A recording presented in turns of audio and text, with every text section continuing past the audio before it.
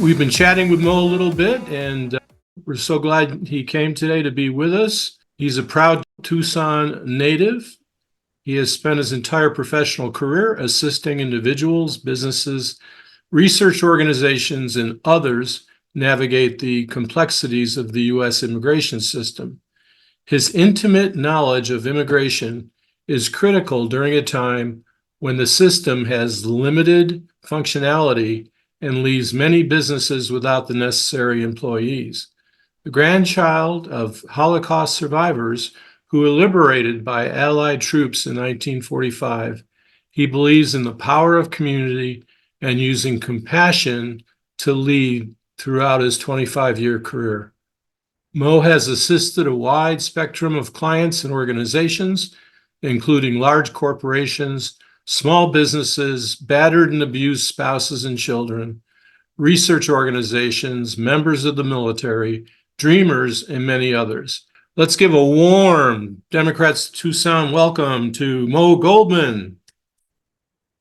Thank you, Joe. And thank you to everyone in the Democrats of Tucson, Greater Tucson, for having me here and for giving me the opportunity and a platform to speak a little bit about my candidacy for CD6 and also to talk a little bit about the issues that we're seeing rapidly coming through on a daily basis regarding our immigration system. And I'd be happy to answer questions as well, interest in running and why I'm doing it, or any of the other issues that come up.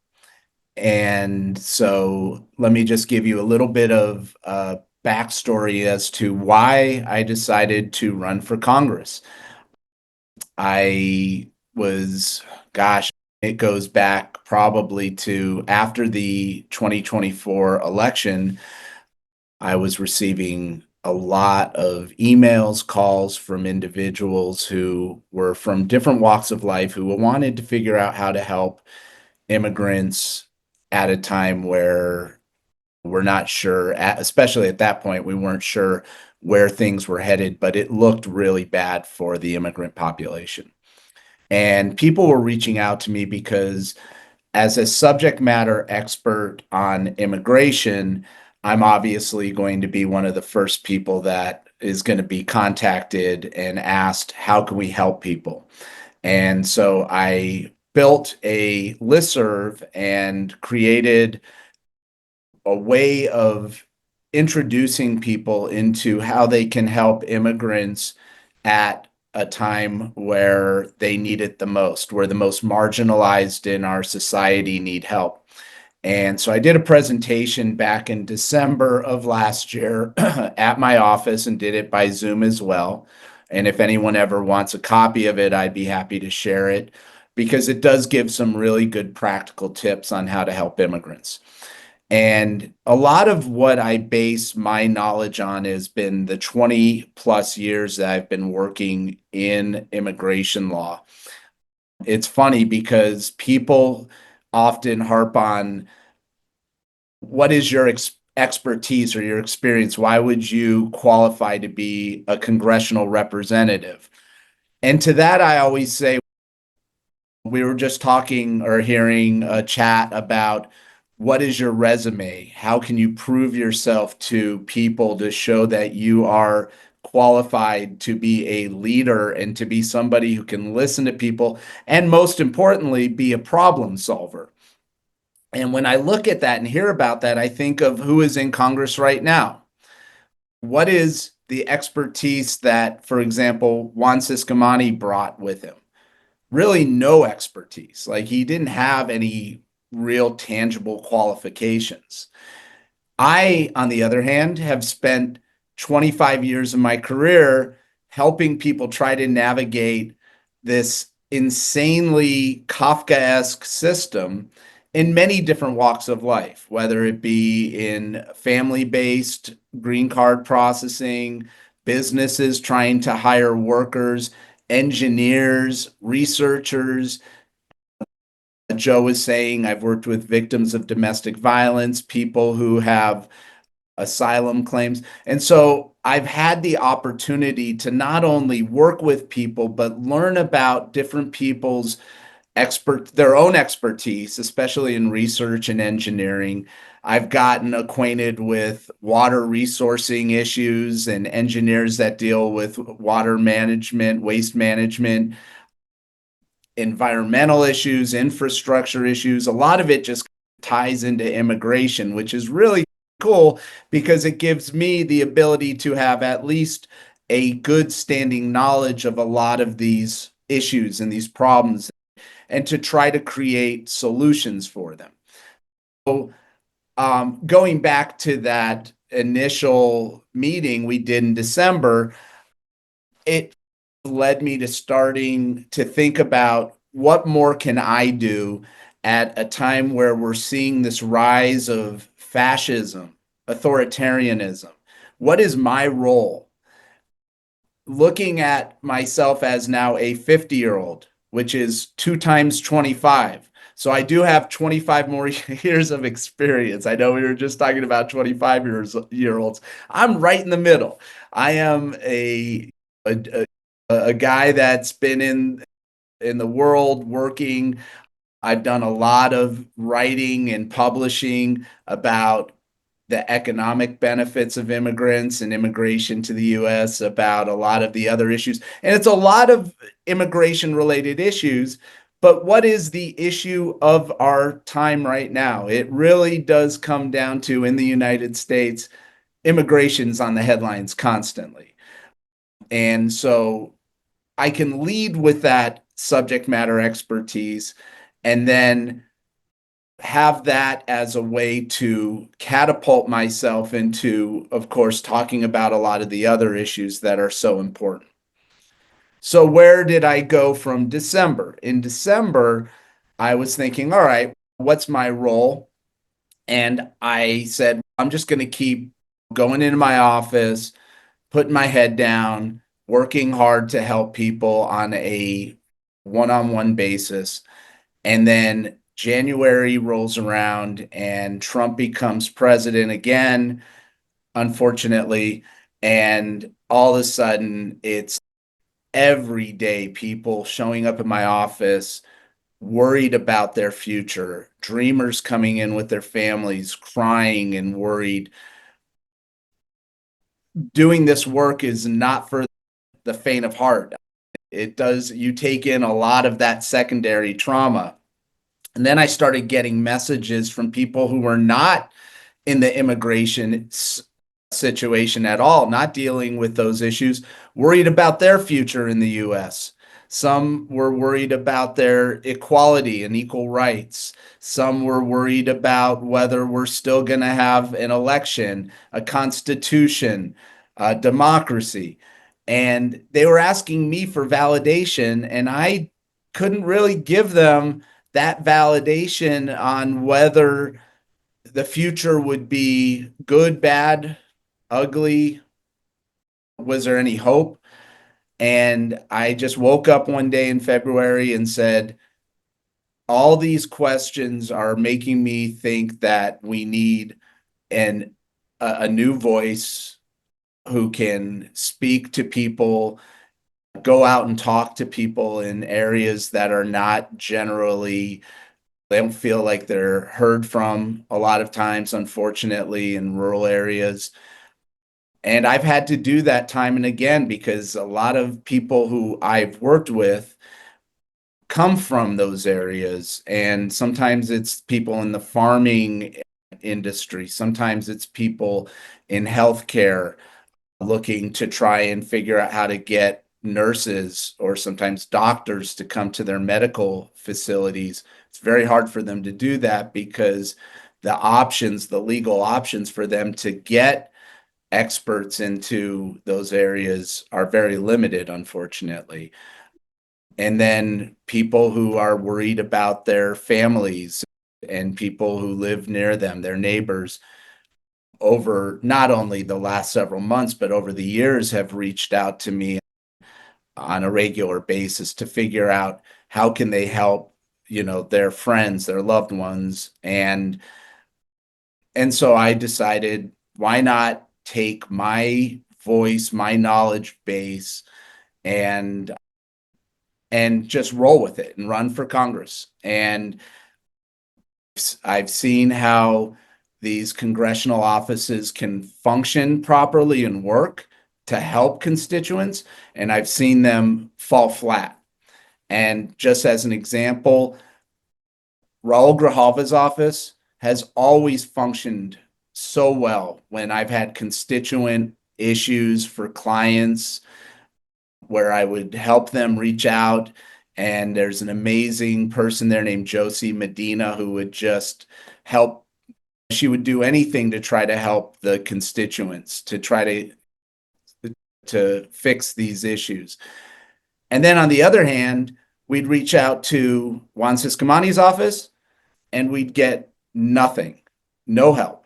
And I just said, you know what? Enough with having a representative who is not going to be there for the people he's supposed to serve. He's there for corporate interests, and that's not what a representative is there to do. They're there to represent the people, regardless of their sexual orientation, their economic status, their race, their gender, and so forth. So I just said, let's go with a very forward-thinking campaign. I've predicted exactly what was going to happen. A lot of us could see it coming with Project 2025, but especially with immigration and the way that things I said was going to turn around, and we're going to see a whiplash effect, because a lot of folks don't think about immigration as this like large, almost like a huge body. It's more about only worried about themselves, not worried about the population as a whole, unfortunately. And once they get impacted by the policies of this administration, then they wake up and say, oh my gosh, this is not a good thing for any of us, especially themselves.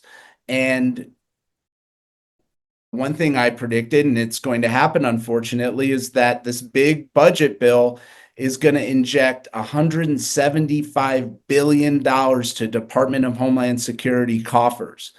And our the current representative is doing nothing to push back against any of this. They're going to take taxpayer dollars and just throw it at ICE, throw it at Border Patrol, and do nothing to fix the core reasons and the problems as to why we're already in this situation, which is we don't have a functional immigration system that allows people to legally process, that allows them to come here and work in a variety of capacities, or allows them to reunite with family within a reasonable period of time. Reasonable meaning not 20 plus years, which many people have to wait on. And then ultimately, when you have ICE getting 45 billion of these dollars and the building of detention centers in Alligator, Alcatraz, and other places, that is completely inhumane. It's going to cost taxpayers an extraordinary amount of money to incarcerate these individuals. Approximately $150 to $200 per day is what it costs to incarcerate an individual. And then not only that, the government puts them in squalor conditions, and people are going to die in detention. And this will not happen on my watch. I will not allow this to happen without pushing back and fighting back and bringing back the rule of law, bringing back what our core values should be. And we should worry about each other.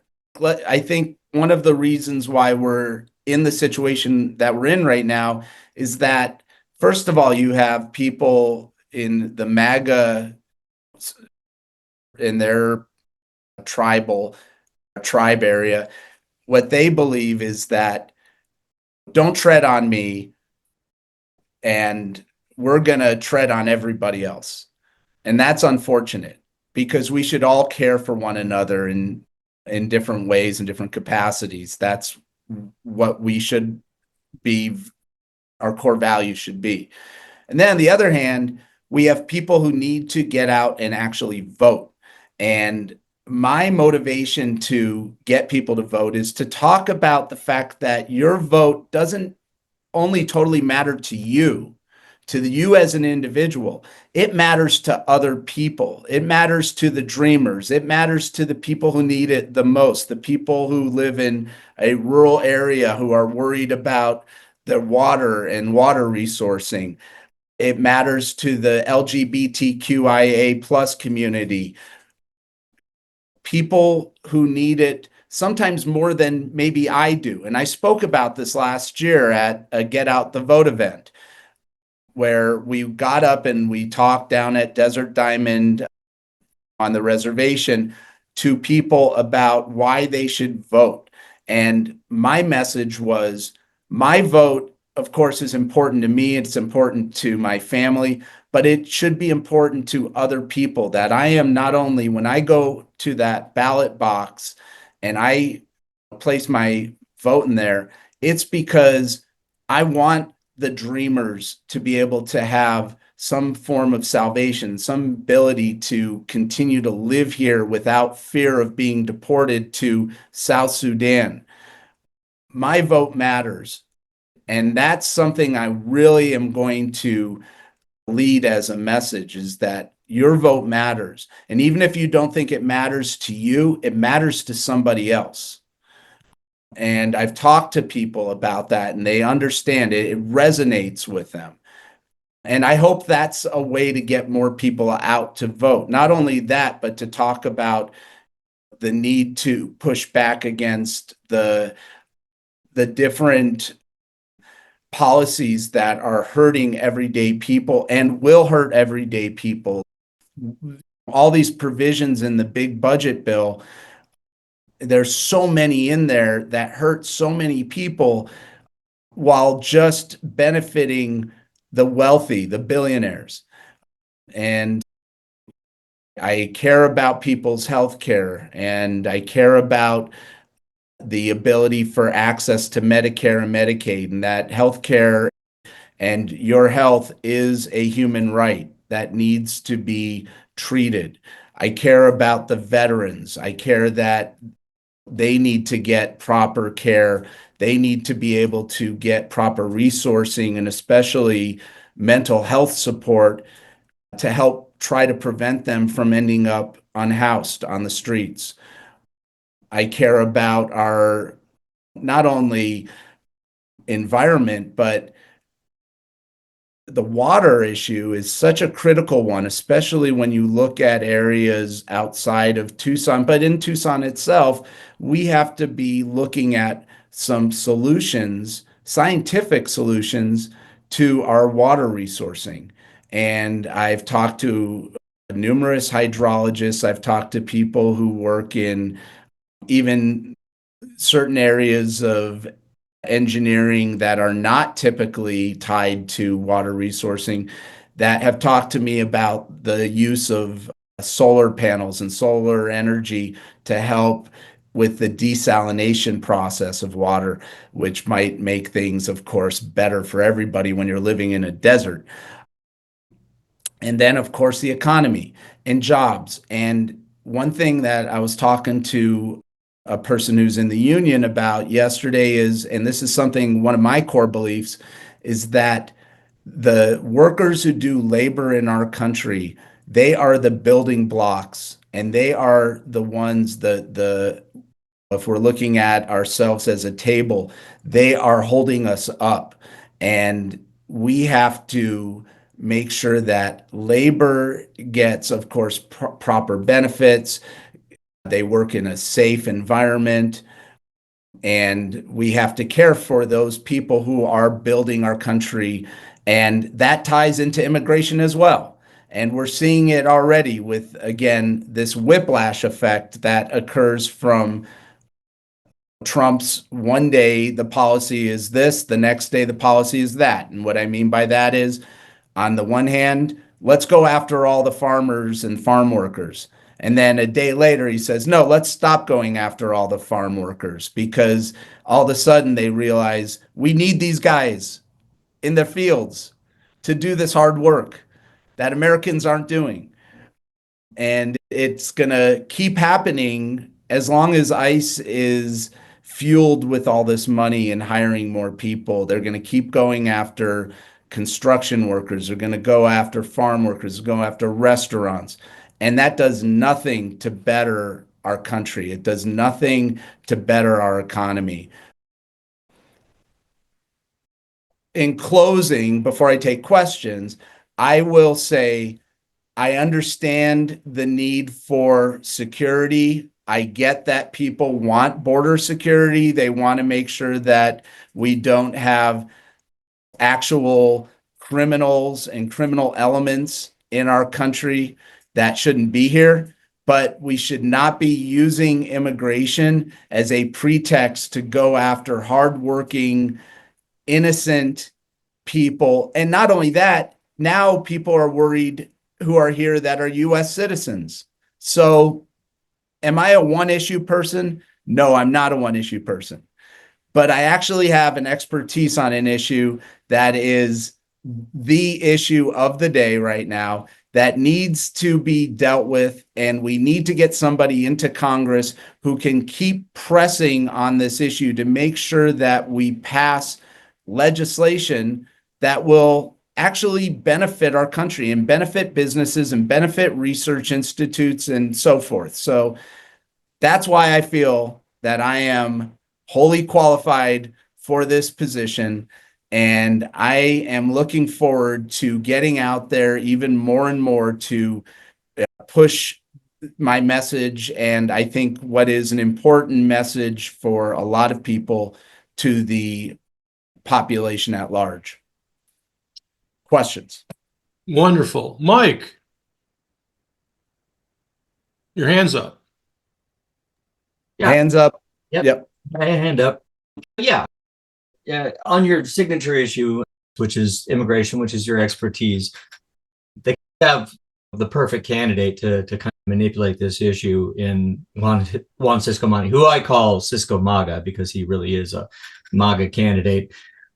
With his whole American dream thing, his American dream spiel that he's the model immigrant citizen, he's achieved the American dream, i.e., the system is working if you obey the rules, which is in itself a lie. So I'd like to have you talk about how you debunk that lie that Cisco Mani tells about his own life. My personal feeling, I don't know it for a fact, but the timing seems suspicious that maybe his family was granted amnesty in the Reagan administration, and that's how he achieved the American dream. I can't prove that, but the timing is very suspicious. But more importantly, the way they frame the immigration issue is that they try to scare the crap out of people. They tell all these lies about immigrants being a bunch of criminals and they're raping people and they're killing people and they're rampaging and burning our cities and blah, blah, blah. It's all 100% bullshit, of course. We need these people for our differentiated workforce. We have a lot of jobs that Americans by and large won't do because they're lower paid, they're tougher work conditions. And so we need these immigrants in order to make our economy work, essentially. But as you point out, our immigration system is busted. And they say, well, it's working fine if you obey the rules. And these people, all these people who are here, these millions of people who are here illegally, which I question in itself, are all lawbreakers. We need to get rid of all of them. So how do you break that very powerful political framing that brings people to this kind of authoritarian mindset? When people are afraid, they tend to think more in black and white terms. Let's just shut down the border and kick them all out, and that'll make everything better. How do you fight that? Good questions. I just like any good lawyer, I'm sitting here writing it all down. I still have the yellow notepads. So first off, you're right. The messaging for the past 30, 40 years has been that immigrants are bad for our country, they're bad for our economy. And this has been getting beaten in over and over again into the brains of a lot of folks watching Fox News, watching any of their propaganda, listening to right-wing radio. I actually, one of the interesting things that I get this question a lot is, how do I differentiate myself from other candidates? And one of the main ways that I can illustrate that is my footprint has been online, and I've been fighting and been a fighter and outspoken for over 15, 20 years now. And it's on my campaign site. I have some of the news stories I've been quoted in. And it's funny to tie in the whole propaganda end of it. I got interviewed by Fox and Friends, the actual Fox and Friends on Fox News back in 2010, right after Jan Brewer signed SB 1070, the Arizona immigration enforcement law.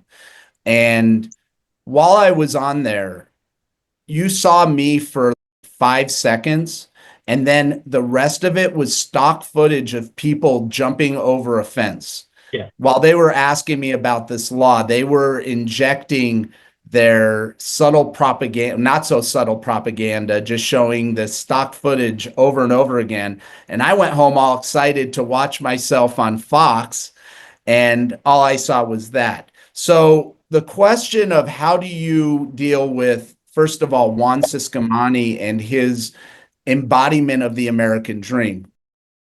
Again, that ties into my footprint online. I invite all of you to check out an op-ed I wrote in 2022. It was October 2022, and I can always share the link. That was called Juan Ciscomani's Forgotten American Dream. And at that point, I just saw ad after ad about Juan Ciscomani talking about how he was the embodiment of the American dream. And it was the cornerstone of his campaign. I don't remember him talk about any other issue. It was all about, I got here, I became a naturalized citizen, I am now a successful politician. And in my mind, as an immigration lawyer, I'm thinking, what's the whole story? Because you owe it to your constituents to tell them how you did it. Because I hear time and again, I did it the right way. But guess what? There really isn't 100% a right way. There are all these little like variations in it, and there are variables depending on everyone's situation. So did you get it through amnesty? I don't know. How did you do it? Because you kept talking about how your father drove a bus. And I will tell you, in my career, I've never met somebody, and it's impossible for somebody to immigrate as a bus driver. So it either has to be through family or through some other means. But as a representative, you owe it to be transparent and to provide everything. You should be an open book. And there's something that he is not disclosing. So I wrote this piece, and I felt, hey, as an immigration lawyer, who better than to point this out? And then last year, Emily Bregel from the Daily Star picked up on it and did a follow-up piece where she went to his office and asked them, how did he do it? And their response was, he did it through, his dad immigrated through the religious worker program, which is all fine and good, except that's never been brought up before. And there's been never any talk of his dad being a religious worker. And those are mutually exclusive. You can't be a bus driver and a religious worker. There's no way you can do it. So how do you deal with this? You got to hit it straight, right in its face. You got to say, look, you need to be honest with people. If you were somehow immigrated through some amnesty or some benefit like that, that's all fine and good, but don't turn around and be promoting this MAGA ideology now. You're a fraud if that's the case, but you haven't been open and you don't talk about it. Now you pull the ladder away. The other way that you have to deal and combat with this is share the stories, be a storyteller. And so what I did last year, I was getting so frustrated with the constant talk about Haitians eating cats and dogs, Venezuelans running rampant. I started doing a podcast called Immigration Ain't Easy. And I would bring on immigrants to tell their stories and immigration lawyers tell the stories so that they could explain how difficult this process really is, that it is not really just one size fits all. And it's been successful to spread that. And I will also make a short pitch for next month. I think it's August 14th, but it will be probably on your, if you can share it on your schedule, there's going to be an Odyssey storytelling at the Gallagher Theater. I just found out about it yesterday, and I'll send you the link to it. And it's going to be hosted by Iskashita, which helps refugees in Tucson. And they're going to have refugees go up and tell their stories. And I think that is the path forward. Tell your story. Tell the truth. Let's stop with the lies.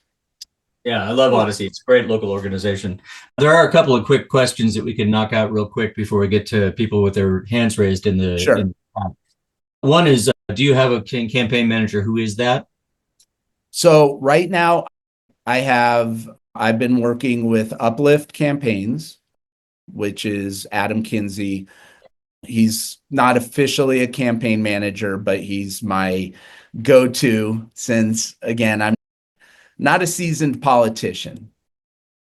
I know enough to make good trouble. And then I have a finance director. And following on that, do you have any endorsements thus far, and how much has your campaign raised?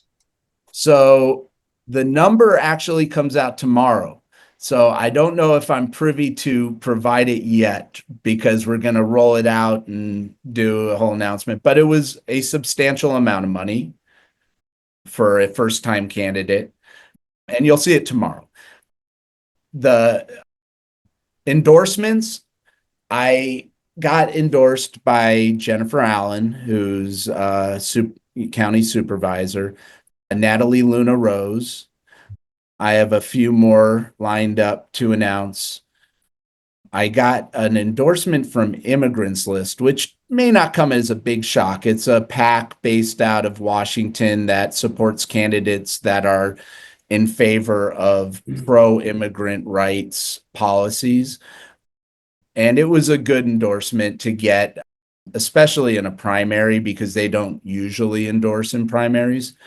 And so, yeah, I'm working on endorsements.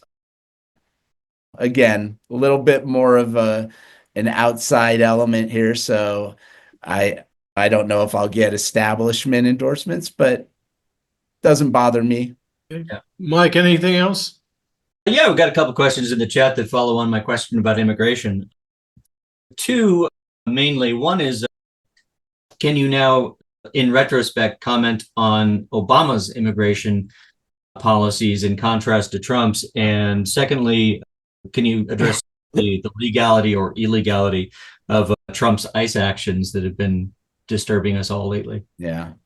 So I was critical of President Obama. Nobody, in my estimation, is above criticism, no matter what political side that they're on, or what they the deputy in chief. Yeah. But what the metrics that they were using, a lot of those were border deportate, like they weren't ones that were people who had been in the US for a long period of time. I will say that under President Obama, at the very least, he shifted from being this deporter in chief to actually enacting smart policies. And even in the first term, I was able, the benefit of having a Democrat in office was at least we had communication with ICE, with Department of Homeland Security people, and we were able to help keep people in the US. At least there was some prosecutorial discretion for that. Now, there's no prosecutorial discretion. You have a spouse that served 2 terms in Iraq and Afghanistan. Too bad, we're going to deport you. You have a Purple Heart. Too bad, we're going to deport you. We're seeing these stories day after day right now. And the reality is, not everyone who's in this country with lacking of legal status is somebody that should be a priority for removal or deportation. Each case should have an individualized review. And that's one of the best things that President Obama did from an immigration perspective, is that he instituted a memorandum through John Morton, who was the head of ICE at the time, that basically it was called the prosecutorial discretion memo, and it laid out all the different criteria that could be used for an evaluation to allow people to stay here. We don't have that now. So what's happening today with ICE is an absolute, I would say, a smear on our Constitution. It's a smear on our democracy. It's a smear on the idea that we should look at every individual case in a case-by-case assessment to evaluate whether the person is a priority for deportation or not. And so the legality of it, unfortunately, the executive branch has the ability to utilize immigration resourcing as they want to. And so that's why Obama had the ability to allow people to say that individualized case assessment would allow them to stay. Now we're in a situation where we have a president that doesn't believe in individualized case assessments. And that is going to be a big problem for a lot of people, and already is. Okay. And Lillian Fox, you have your hand up. Okay. One of the things I know about Siscomani is he's from a very wealthy Italian family that migrated to Mexico between the world wars, which is not a problem, but there's serious money in his family. And people always tell me he's not rich because his father was a bus driver. I don't know, but there's money there somewhere. The question I have is, I had a couple of friends who were allowed into this country legally because they were Jewish people living in the Soviet Union. It was forever before they became citizens. I assume they didn't want to be citizens because there was such a long lag time. So here's my question. How long does it take for somebody who gets here to become a citizen, and what does it cost? Because I know there are costs along the way too. Sure. So what gets, I think, confused in this process is that a lot of people come here in different types of status. So some people will come here as refugees, probably like what you were describing with the Russians. And then sometimes you have people who come here with permanent residence, green. And then there are other ways that people arrive to our shores. But to talk about the timing and how long the process takes involves and I don't know if I have, can I share a screen? You can. I've made you Okay. guest, so you should Cool. Let me share something with you all, because this is a good illustration of why the system doesn't function properly. Hold on. If I can get it up to work. I think this is it. So what happens is every category has a allocation of green cards, visas, and the ones that, I think this would be it. Let me see if this works. It's not letting me. Whatever. I'll just talk.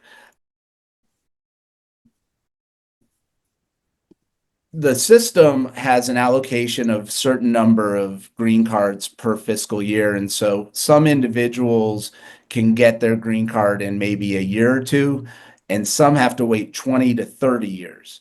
And it depends on what category you're from. One of the most appalling wait times is for Indians, because if you're from India and you have a master's or an advanced degree, right now the wait time is estimated at anywhere from 20 to 150 years to get a green card. And I am not kidding. There is a guy from Cato Institute named David Beer who crunched all the numbers and estimated that it is a 151-year wait for Indian citizens in an advanced degree capacity to get a green card through sponsorship. That is not how a system should function. And so when you look at these processing times, they're all over the place. But once somebody gets to the US and they have their permanent resident status, sometimes they can qualify for citizenship in 3 years, and sometimes it's 5 years. But it depends on the situation. So the reality is, when people say get in line, do it the right way, there may often not be any idea of how long that line's going to be. Okay, What Barathan, about, you have a question. I had a second part. What's the cost? We usually, let's Oh, the give cost? everybody a first So- chance, Lillian. No, I'll just tell you, yeah, the cost varies depending on the type of process. Like government fees, you can go on the USCIS website and there's all these different filing fees. But for citizenship specifically, the government filing fee is right now, if you file it online, $710. Okay. And then there's lawyers' costs and all that. Potentially, if they need legal help. Okay. Barathan, you have your hand up. Thanks very much for that clarification, Mo. No I problem, happen to be a naturalized citizen who came from India a long time ago. So, just You to know what add I'm to talking just, about then. yeah, just to add to what you're saying, a friend of mine applied for a tourist visa to come and visit the US, and he's been told it's going to take him a year and a half. My question is like this. It's really great that somebody with an immigration background is now prepared to run and help out on that front. Just now, what I'm seeing is a whole lot of people standing on street corners with signs and coming to rallies, essentially to talk about the problem of what is happening to immigrants, whether they are illegal immigrants, or if that's a term I may use, or whether they have green cards, or what's going to happen now as people who are naturalized citizens as well. What is your stand on those people actually going out and doing that? Would you encourage them to do it? Would you join them in doing that? Would you encourage any of us to go and do that too? I think it's important to use your voice, especially at a time where using your voice ends up being the potential to have the government attack you. It's an embarrassment, in my opinion, that people can't be out to protest. And that goes to not only immigration, but even if people want to be out protesting on Israel and Palestine, let them do it. That's one of the most beautiful, when I see what people go through from authoritarian ruled countries, and when they come here for asylum, it makes me think, wow, we're now living in a society where if you say something or even have something on your phone that is not in lockstep with this administration, they may not let you into this country. And I just spoke to a guy a few days ago who told me his friend was coming from Canada. They asked the woman whether she was at a crossing point, and the customs agent asked her if she had any opinions on Donald Trump. They actually asked her this. Wow. And she said, "I'm glad he's not my prime minister, my president." And they refused her admission into the US and barred her for 5 years. Jesus.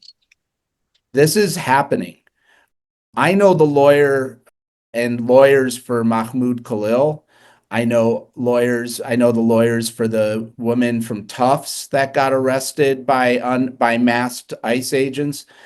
I am actually witnessing this happen, and I'm on emails, listservs with these lawyers and hearing a lot of the stuff that's going on. So if people who want to get out and protest and want to speak out, I say I'm all for it. The one thing I'm not for, though, is calling for the deportation of Elon Musk. I get that people want to say that, but I, as an immigration lawyer, I believe that he has as much right to stay here as, anyone else, even though I don't agree with him. So I take that position where if I see somebody with deport Elon, I cringe a little bit, but to each their own on that. Okay. Lee Oler has her hand up. Hi, yes, I wanted to check with Lillian. I was so interested when you said that Siscomani had an Italian roots, is that right? Sicilian, I think. Sicilian? Yeah. Okay, very close. I researched his name, that name, Siscomani, several times because I said a Hispanic name doesn't end in an I, generally, once in a while. But I was looking for that, and I was so glad to hear you say that, Lillian, because I suspected that name wasn't, he didn't come from Magdalena or someplace like that. He didn't come from Mexico City. It just didn't sound right that he was touting his Mexican roots with that name. So thank you very much for mentioning that. And maybe we'll talk about it sometime when at our drinking Happy hour. happy Somebody- hour. Thank you. It's not Somebody We drink, did but it's ask, did happy. Elon Okay. overstay? Did Elon overstay his student visa? My understanding is he did, but I deal with lots of people who overstay their visas and get their status fixed, and it's just part of the legal process. So he somehow fixed it. I don't know. I just don't. I believe that unless the person really truly warrants a deportation, a legit purpose that would make them deportable, then sure. But it could work both ways. If you don't like his ideology, that look what they're doing right now to people. Yep. Okay. Don Womack has this question up. And you can unmute yourself. And I did. Thank you. Thank you. Okay, Mo, I have a couple of questions. Just they're quick. They're all related. When is your next podcast? How often do you do my podcast? And is it possible to go back and look at prior Sure. podcasts? And I want to close with this real quick. Let me say this. What is the best moment of your campaign so far? Well, let's talk about podcast first. I've done 40 episodes. I started last summer, and it's an amazing, it's called Immigration Ain't Easy. And it's an amazing look into so many different stories from different walks of life. I've interviewed people I had an Afghan judge who was actually his story became quite prominent in Tucson. He's an asylee who came here after sentencing Taliban members on behalf of the Afghan government in Bagram Air Force Base. And he got separated from his wife and daughter when the U.S. left Afghanistan. And so he tells his story. I had the guy who helped create the Apple logo, who is from Mexico, and interviewed him about his story. So there's a lot of human interest, but I also have people on who are stuck in the system. A guy named Simba Rusita, who's an asylee from Burundi, who spoke at Odyssey Storytelling. So you can go to that website. I've taken a bit of a hiatus the last 2 months because of the campaign, but I plan to get back and do more of them in the next month or two. And I think that is so important right now, is not to shy away from telling these stories, because the way to combat disinformation is with information. The best moment of my campaign so far, honest to God, at the beginning of June, I put out a short video about the importance of Pride Month and why we should recognize that June is so important because of the Stonewall riots and the history. And at a time where our current administration wants people to go into the shadows, we should relay and remember those lessons that were taught to us in the civil rights movement to fight back. And my young daughter, who turns 17 today, actually, she sent me a text message thanking me for voicing that and putting that out there. She said it was really important that people share that. And for me, that was the most validating thing so far in my campaign, in that I can now have an elevated platform to speak the goodness in humanity, to fight back against what's happening. I got to say this, Mo. I think you're the best, and I love you. Oh, Now little romance going. Don, Huh? that is the second best moment of my campaign. There you go. Oh, Andrea Kennedy, you have your hand up.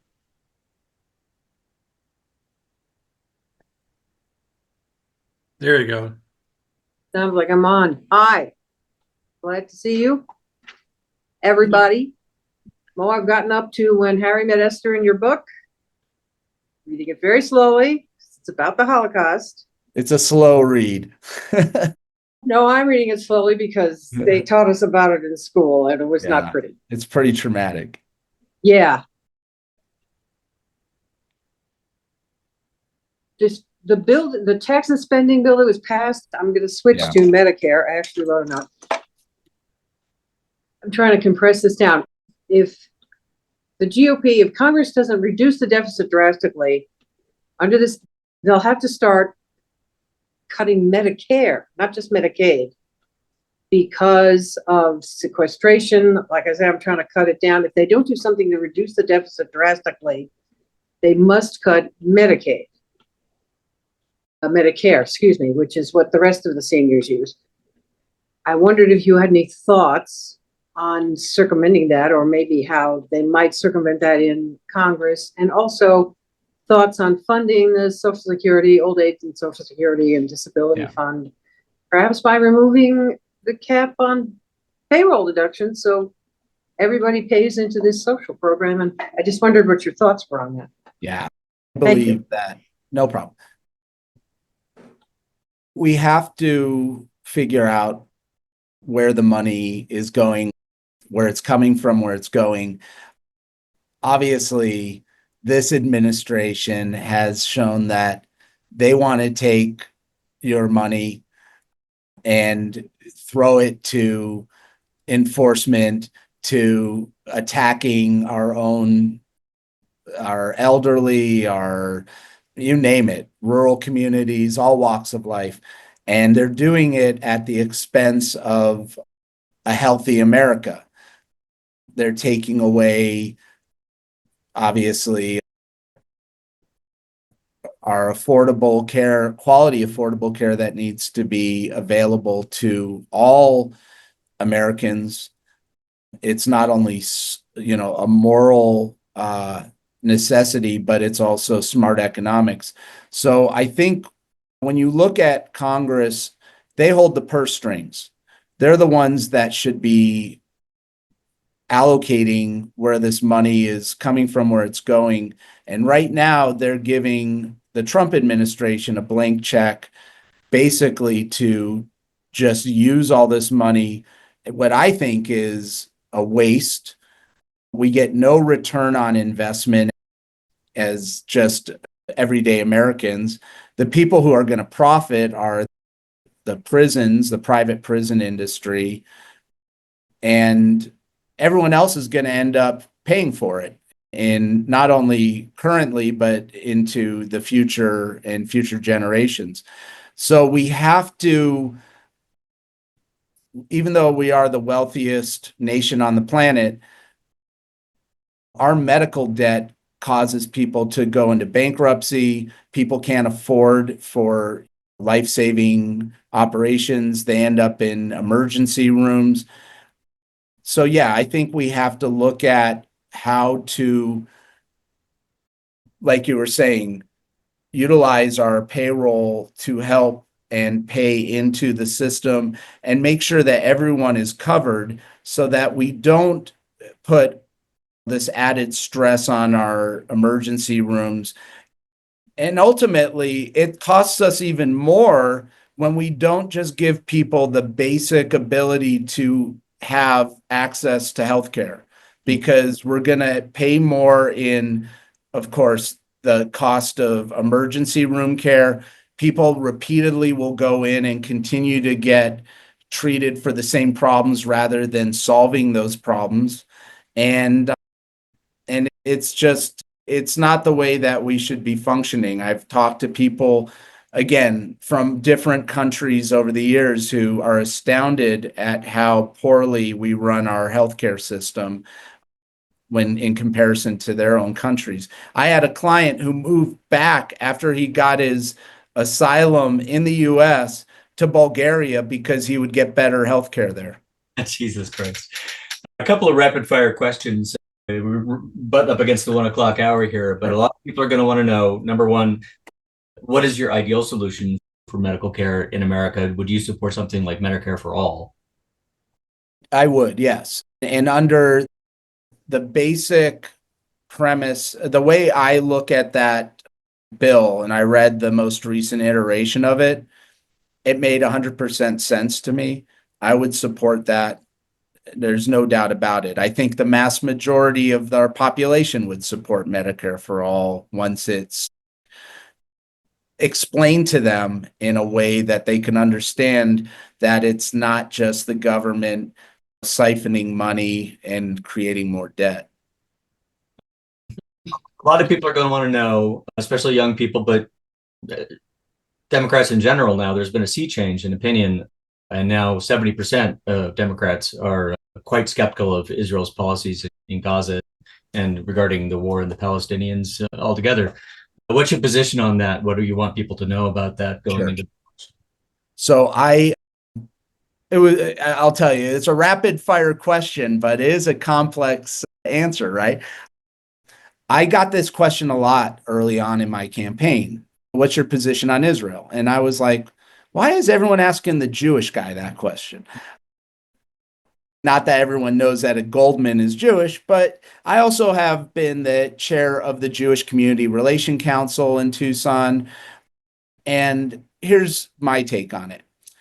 And actually, you can listen. One of the podcast interviews I did was with a Palestinian lawyer out of Phoenix who has been a close friend of mine who has Gazan family members who have been killed in the retaliation of what occurred on October 7th.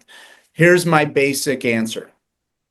October 7th was horrendous. Hamas should not be allowed to continue to attack the Jewish population in Israel. On the other hand, I believe that Israel, in their response to that, has been disproportionate in their response. They should not be blocking humanitarian aid. They should not be killing people trying to get aid, trying to get basic necessities and foods. They should not be wiping out that entire population in Gaza and forcing them to move. I wish that there could be a two-state solution. I don't know if that's even a possibility in our future. But I see these through the lens of the work I do. I've worked with Palestinians who have fled, and I've helped them get asylum. I've talked to people who are Israelis who fear what, happened if it could happen again. So I have empathy for both sides. And I know people don't want to hear both side-isms on stuff, but I see it from both sides, which I think is a hell of a lot better than looking at it just from a one-sided perspective. I think that Bibi Netanyahu should not be ruling that country. I think he's already facing a criminal issue, and there are questions abound about why he's perpetuating this when it looked like, I read an article, I think it was in the New York Times yesterday, that he was legitimately considering a ceasefire, but then pulled back at the last second. And there's obviously doubt about what his intentions were. And I believe that people should have the ability to dissent. Obviously, they shouldn't use terminology that are inflammatory in nature, that might be looked at as potentially anti-Semitic, but you do have a right to protest what is going on, and you should not be targeted because you are protesting it. That, again, is one of the core values and tenets of our Constitution, the freedom of speech and assembly to peacefully protest, and that should be protected. And I will say time and again, the Trump administration they are not good stewards and honest stewards of what anti-Semitism really is. And what is happening is just going to create more anti-Semitism. So I will make it abundantly clear that I believe we should continue a good relationship, hopefully a healthy relationship with Israel, but we should also work with other countries to try to cultivate a better relationship for humanity for all at the end of the day. I just don't, seeing what's happening over there makes my heart wrench. We had a great speaker. We really wish you all the luck. We wish all our candidates luck. And as a good warrior, we wish you real luck. More thing I want to add is some of Sure. you asked a few questions I wasn't able to answer.